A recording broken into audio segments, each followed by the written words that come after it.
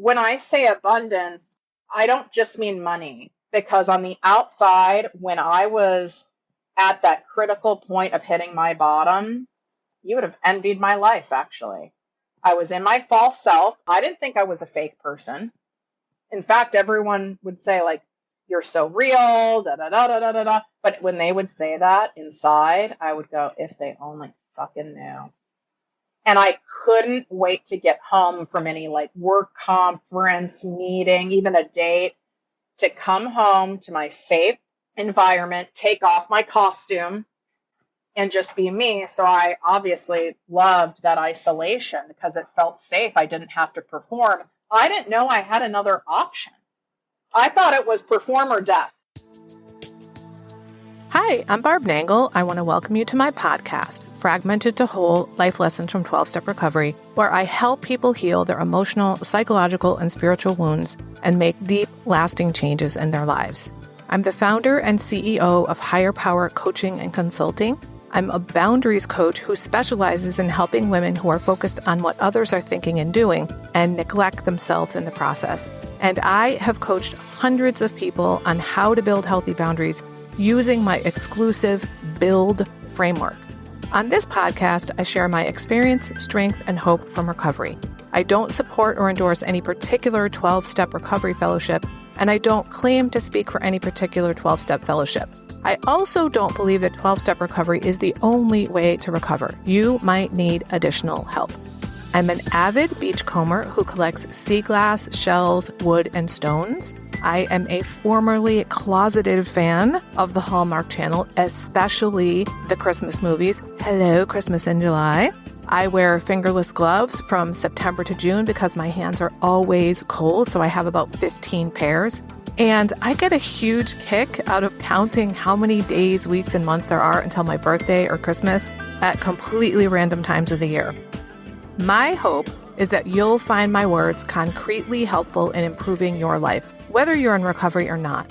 If you like what you've heard on this episode, please screenshot it and share it on your social media and tag me at Higher Power Coaching.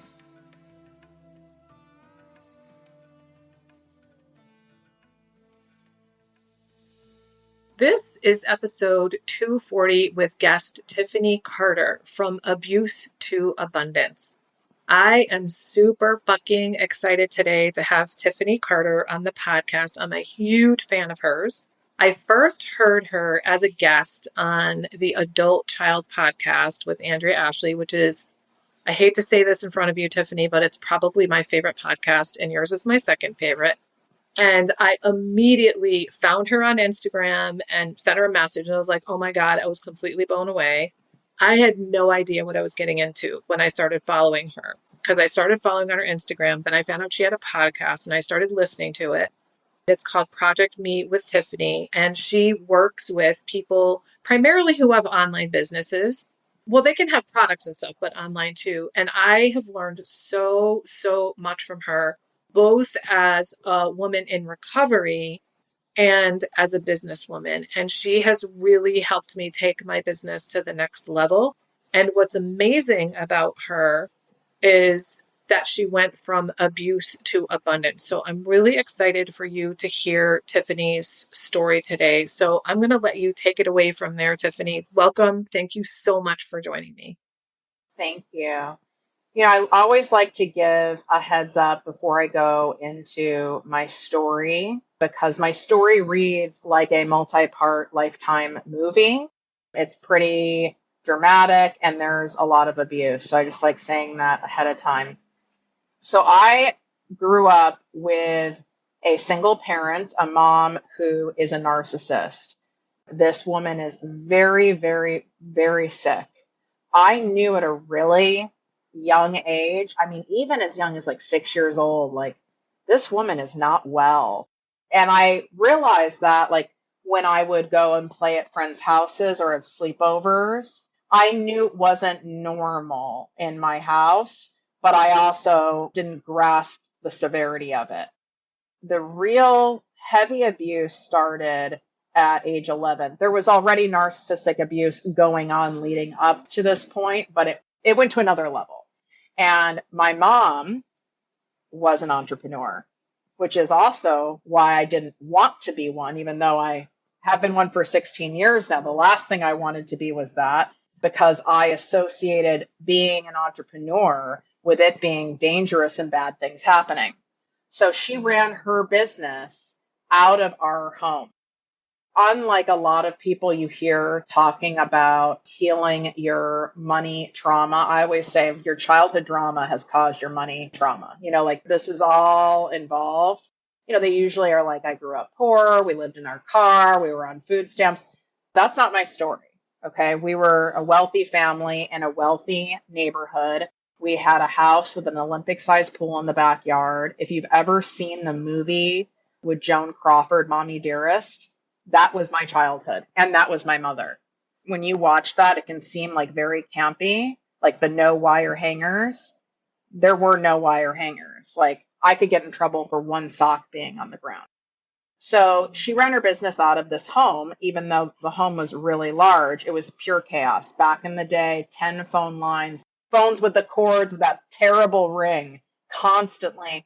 I would say a minimum of 50 people, employees, in and out all day long, just ringing doorbells, constant chaos, constant noise, my nervous system. It was insane. And she hired a quote unquote family friend as the warehouse manager. Pretty quickly, this man, who I was 11, he was 19, started grooming her and grooming me simultaneously. If you're not familiar with grooming, it's when someone is building trust very quickly with an ulterior motive to get something. And it's common when you're sexually abused, right? There's always a grooming process involved, and it's that kind of abuse. So I don't know if my mom was aware of the grooming or not. I want to at least give her a little bit of a pass there.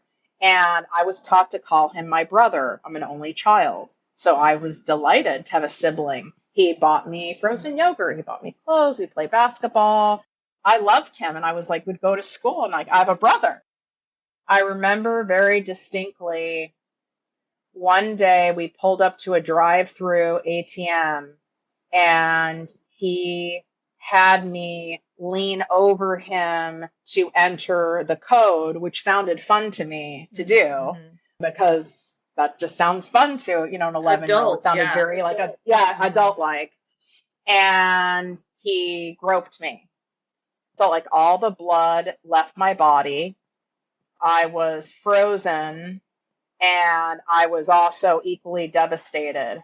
And I remember sitting back in that passenger seat of his car knowing, oh, so all of the stuff he did and all of this fun and all of that, it wasn't because he loves me. He was trying to get something. And it was devastating because I was grieving the loss of what I thought was like a brother, right? What I thought was this person.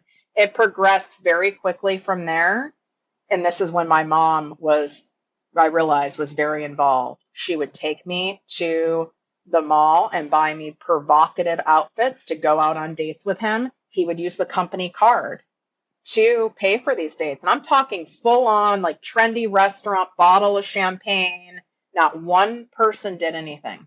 Nobody. And this is in Chicago. Like this isn't a metropolitan area. No one did anything. And this was constant. This wasn't once in a while.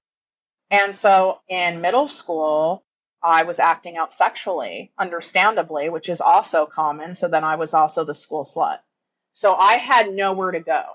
At school, I was the school slut. At home, I was being abused.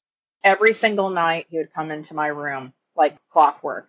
Then it proceeded even from there, where I kind of got to a point. It's so interesting what our minds do as survivors to rationalize stuff to survive. I thought, okay, well, this sucks, but I guess if I have to trade this in order to go out and have fun, in order to get Legos, in order to feel loved and feel like cared about, and I have to do this, like it sucks, but I can do it.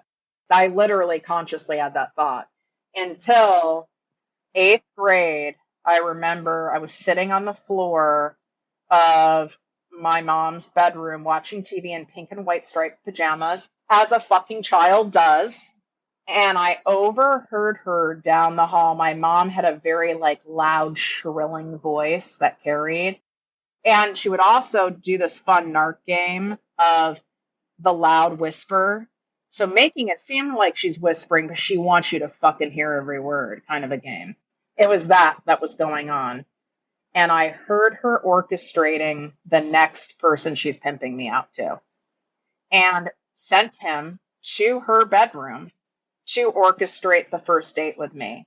And I had that same feeling of when I was in the car pressing the ATM buttons and all the blood drained out of me. I had that same feeling. I can picture it like it was yesterday. And I went, oh my God. I was devastated that I had to do more.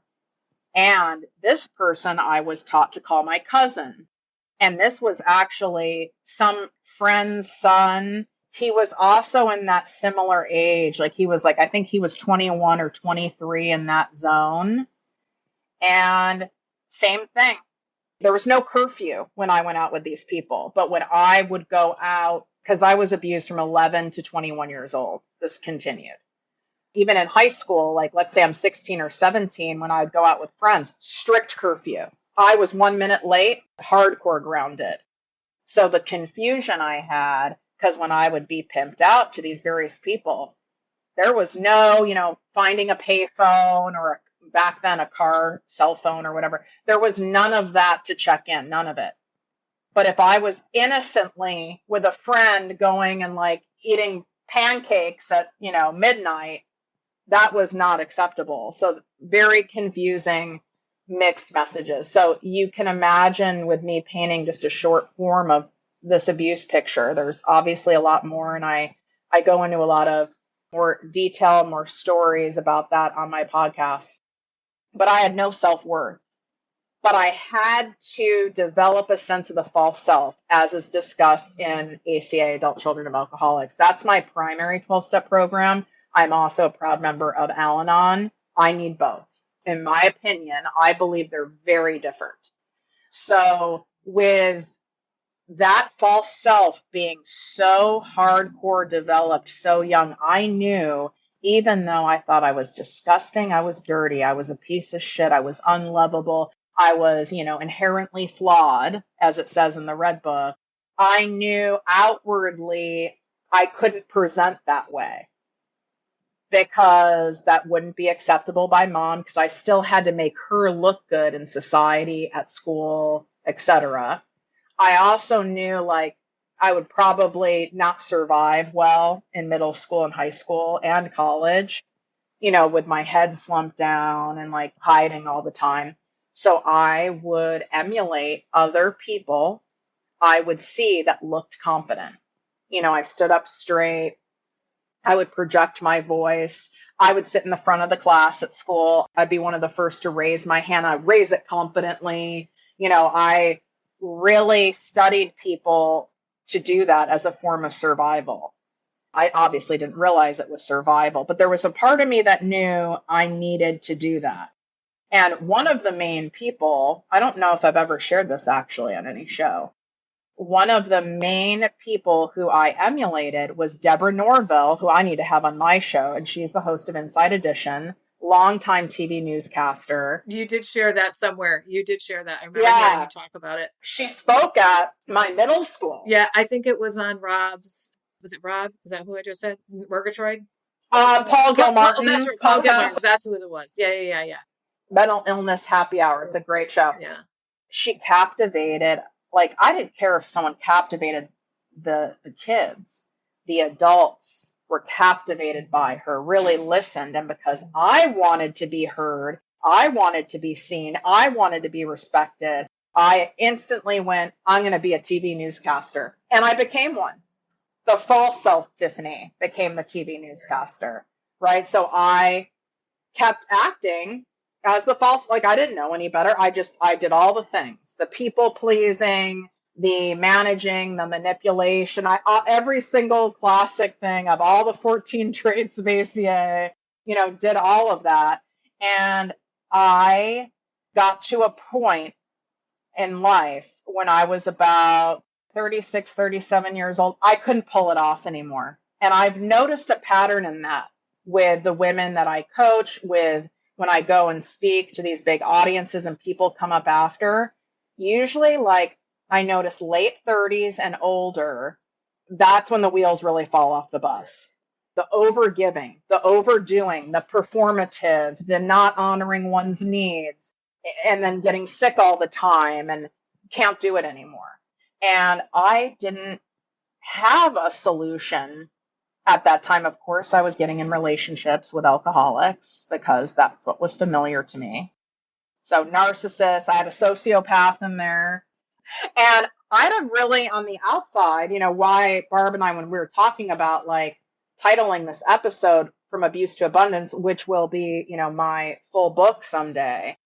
When I say abundance, I don't just mean money, because on the outside, when I was at that critical point of hitting my bottom, you would have envied my life, actually. I was in my false self, and I didn't think I was a fake person. In fact, everyone would say, like, you're so real, da da da da da da da. But when they would say that inside, I would go, if they only fucking knew. And I couldn't wait to get home from any like work conference, meeting, even a date, to come home to my safe environment, take off my costume, and just be me. So I obviously loved that isolation because it felt safe. I didn't have to perform. I didn't know I had another option. I thought it was perform or death. I did not think, because I had no self-worth, that I could show up in the world as me, and that would be safe, and that would be respected, and that would be abundant.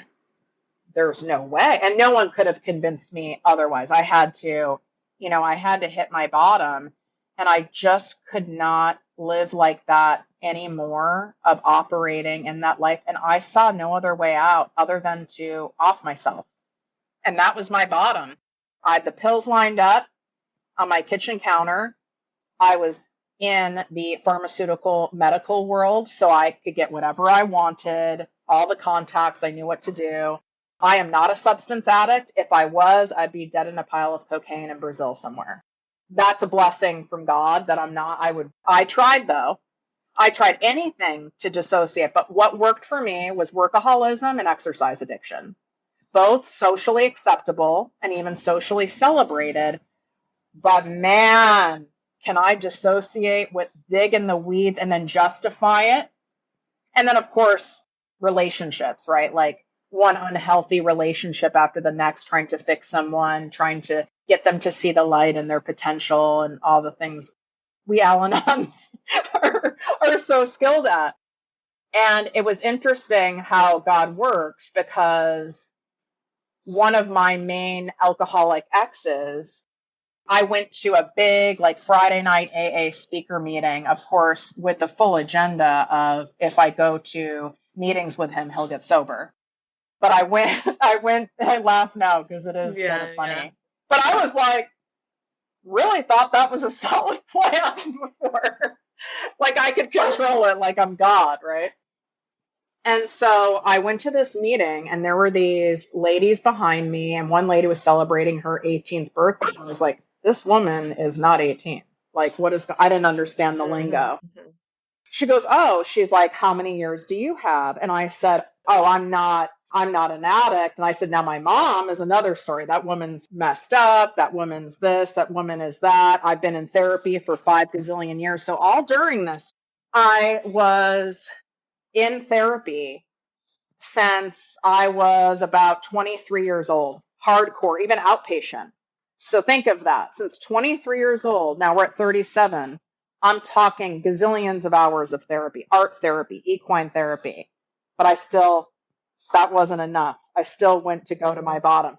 So these ladies behind me, thank God for them, they were like, oh, have you ever heard of ACA? And I was like, no. And they said adult children of alcoholics. And I go, oh, my mom's not an alcoholic. And then they explained it's also dysfunctional families, blah, blah, blah. And I was like, oh, that's interesting. She wrote on a piece of paper, asked me like what neighborhood I lived in, wrote on a piece of paper the closest meeting, the time, the name of the church and stuff. And I took it to be polite, and I put it in my purse to also be polite. Zero intention of going. In fact, in my head, I went, they have no idea. Like, I've gone to so much therapy, Mm-hmm. what's that gonna do? And when I made that resolution that I can no longer do this and my only way out was offing myself, I don't know how to explain it other than divine intervention. It was on a Saturday. It was actually on my real birthday. And I somehow transported from my house to a mile away, the blessing of this meeting being a mile from my house. And I knew the exact church. It's not like somewhere I had to like look up. I ended up in my first ACA meeting. And within a very short period of time of hearing the opening readings, I was like so validated. I was shooketh. Oh my God. If there's a program that's just for people like me, because I thought I was uniquely different. I thought I was so flawed. There was no one else like me. And here I was sitting in a room of people like me, and I told myself, okay, I don't have to do it today. I don't have to off myself today. I can do it tomorrow. And thankfully someone came up to me after the meeting and like did the newcomers packet with the list of meetings. And another blessing is this area I lived in had 6 meetings a week. That's very Wow. atypical for Yeah, yeah. ACA. It was a pocket. I mean, even one of the original members, her name's Eileen, was like 88. She was in the meetings, No like shit. amazing recovery, blessing. And I kept telling myself, okay, I'll go to the meeting, and if I still want to, then I'll do it. Okay, I'll go to the meeting. If I still want to, I do it. Those pills stayed on that counter for, I think they were on there for, I feel like it was 3 months. And then I put them away. And then eventually I got rid of them. And it was truly as a result of that program and those promises that they give in ACA. Really, when I first would read those, I'd go, I mean, that sounds I amazing, but like, know. Yeah. I'm going to be 90 before that happens, right? Like, sounds nice.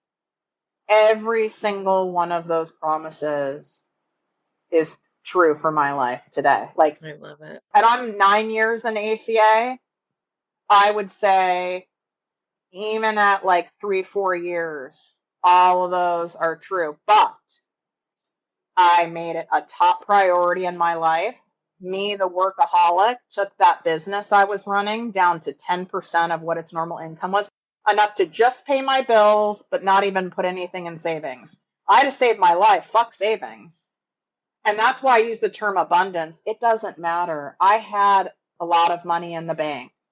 I had a business. I had a BMW. I had a luxury townhouse. None of that mattered. I was spiritually, emotionally, mentally, and physically bankrupt that no amount of money could ever buy. And now I'm abundant, right? Where I have, I have the wealth, I have the worth, I have the health. And one of the promises of 12 step is really that when you really read them. And it's absolutely without a doubt true, but only if you make it your number one priority. When people kind of who take longer, they slip out, they might come back. I mean, I secretaried meetings. I did the yellow book in a group for 18 months. I did the laundry list in a group. I mean, I sponsored people. I had to. I had to, like, my life depended on it. And it absolutely saved my life. And now what I do to carry the message forward is I was not someone like how, our friend Andrea like wanted a whole podcast, right? Specifically on adult child. That I couldn't do. I couldn't do that. That'd be too much for me.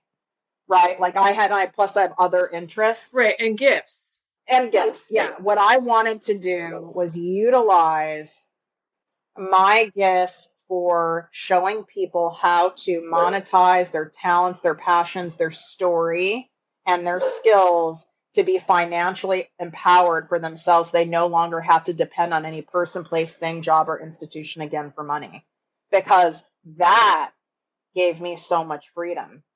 That gave me the freedom of options. That freed me from having to ever be dependent on an unhealthy relationship and stay in there for money. And what I do is really talk about the mindset stuff, and even a lot of the best practices I teach all has 12-step infused, because you can't have abundance with just strategy. The abundance has to come from having the gifts of recovery, plus you use, proven strategy in a genuine way. And my life today, it's not like this is cute every day over here. There's new layers and there's new things that go on, but I have the tools to navigate it. I know that I will get through it, even if it's crappy. And I really believe those of us who feel called to share our story, to share our experience, strength, and hope, like on that level, that's what gets me and keeps me prioritizing doing the work, because I'm supposed to do it as part of a bigger message, as a beacon of hope for people who are stuck in the shame. For me to say, hey, I get it. I was there. I promise you there is a way out. And I know how dark that hole is. I was laying on the bottom of that hole, and there is a way out of that hole. But the main takeaway, if you take away nothing out of this episode, you cannot get out of that hole by continuing to go around the pain. You have got to go through the eye of the storm. You've got to go through the pain. There is no way around it. You'll spend that's part of why you're exhausted. You've been trying to go around the pain, or kind of dibble dabble in the pain and then come out. And what we resist persists. It becomes a scarier and scarier monster to avoid this pain.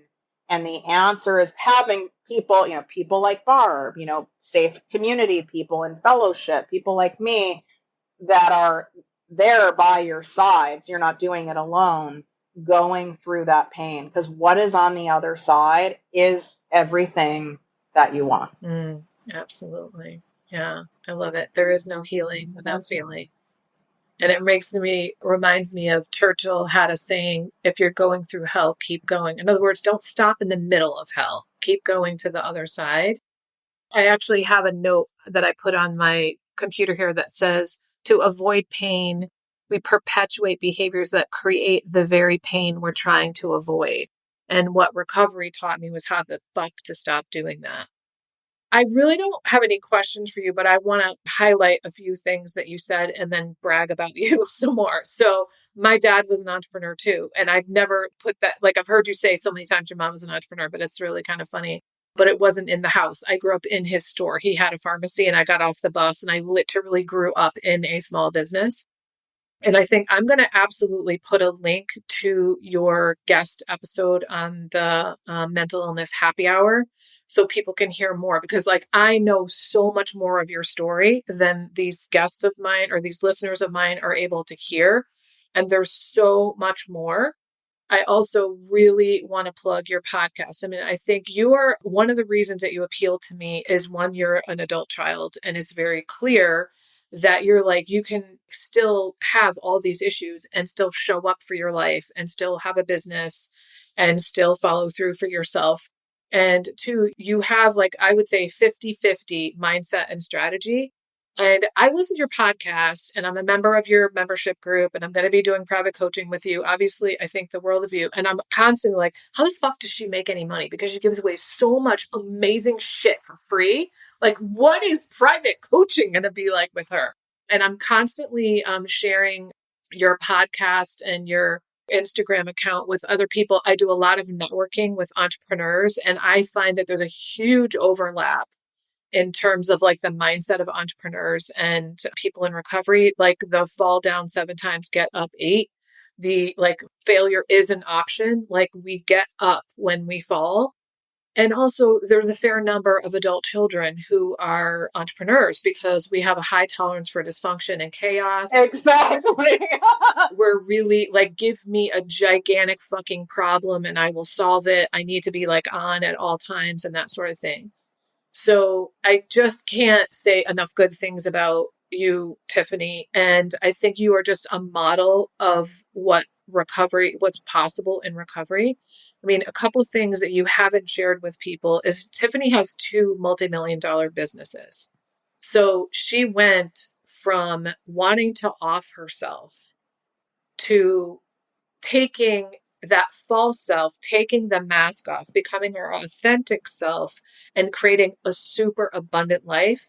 And she creates abundant life for other people too. So she's another example of like, you can't keep what you have unless you give it away, which is a principle in recovery. So I could go on, but I'd like for you to say whatever it is you want to say to folks about how they can find you. I will, of course, put all your links in the show notes, but, share what it is you want them to hear about, like what they can get from following you and where to do it. I want you to be able to have proof of what is possible for you. You don't have to be some type A, perfectly organized, mentally sound person in order to be able to create a life and a lifestyle that feels good and nurturing to you. Because I always had the belief as well, like my mom went to Harvard, like you have to be like that kind of a person and you have to be super smart and you have to be very disciplined and organized and focused and all of these things in order to have it.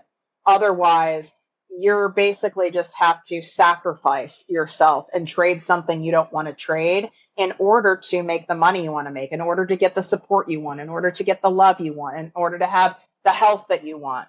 And it's all a lie. None of that is true. The catch, because I always say what the catch is to everything. The catch is the mask has to come off.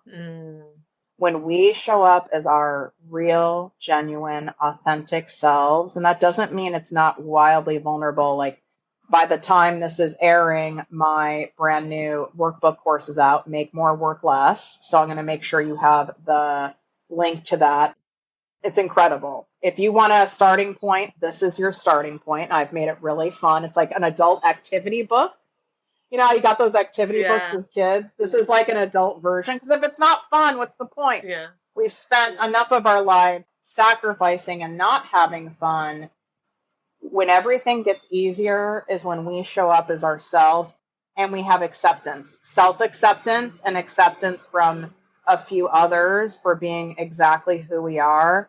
And I'm telling you, everything clicks into place in an incredible way. You can get more of my free content, Instagram and TikTok at Project Me with Tiffany. My podcast is Project Me with Tiffany Carter. You can Google that. That comes right up. It'll be in the show notes. I'll make sure that Barb has the link to my new guided workbook video course as a great starting point. This is going to help you shift this money story, this abundance story in 7 days or less. Like, have you really look at the dotted lines of the money stuff and the childhood stuff? Because, like, in our ACA book, it touches on it like a little bit. And my goal is to go much deeper in that area because when good people make great money, incredible things can happen out of that. And it also feels so empowering for us to be able to also have the options and the freedom to do fun things, to donate, to be able to help more people, to focus more on our health and recovery. That's very difficult to do when there aren't funds. And I'm very aware of that. So I invite you can binge all my free content. It's a beautiful starting point. And this is here for you. It's possible for you. So I think what I also want to put in there is you did the 4 episodes about attachment styles and money, which I know like were your like viral episodes that you did. So I want to put those links in the show notes too. That's a great starting point on identifying what is your attachment style, like avoidant, anxious, all of that, how that applies to money. And then is your childhood trauma causing your money drama? Those are also, it's a two-parter. Those went viral as well. It's really eye-opening stuff. Yeah, so I'll put those in the show notes. And the one last thing I want to say is that just like you, the way you didn't say I dove in, but you essentially said I dove into ACA. I did the same thing. I would say for me, it was like in 2 years, I was a radically different person. I continue to grow and change, of course. I've been in 8.5 years, so not much less time than you. But I fucking quit everything. I was like a volunteerholic. I was like, you know who I'm going to volunteer for? I'm going to volunteer for Barb. And I went to like 4, 5, 6 meetings a week. I did the yellow workbook. I started sponsoring in my first, maybe my second year. And then that didn't really work out. But then I continued to I did steps, I facilitated step studies. I did the laundry list workbook. I'm now doing the loving parent guidebook. I've done a shit ton of service because I learned how to give service from love as opposed to a people pleasing rescuer fixer. Anyway, well, thank you so much, Tiffany. I appreciate you. Thank you, everybody. Have a great day. I was recently reminded by a friend that when I first started recovery, I didn't feel lovable. I almost can't believe that I used to feel that way and that I kind of forgot something so profound because I truly love myself now. And I want that for everybody. If you don't love yourself, there's literally nothing that can make up for that. I created something exclusively for my private clients since many of them don't love themselves. And I've now opened up my private vault to share it with up to 10 people individually. It's called the Self-Love Sprint. You'll grow to love yourself and truly feel worthy so you can stop saying yes when you really want to say no, stop neglecting yourself and putting everyone else first. Stop saying all kinds of nasty shit to yourself. That is not what people who love themselves and feel deserving do. You'll stop being afraid that others will think that you're selfish for taking time to care for yourself. This is also for you if you don't really know who you are because you've always been such a fucking chameleon. Go to higherpowercc.com/love sprint. Remember, I'm only offering 10 of these, so don't wait. If you like this podcast, and I'm guessing you did or you wouldn't still be listening, then you're gonna love the other things I have to offer.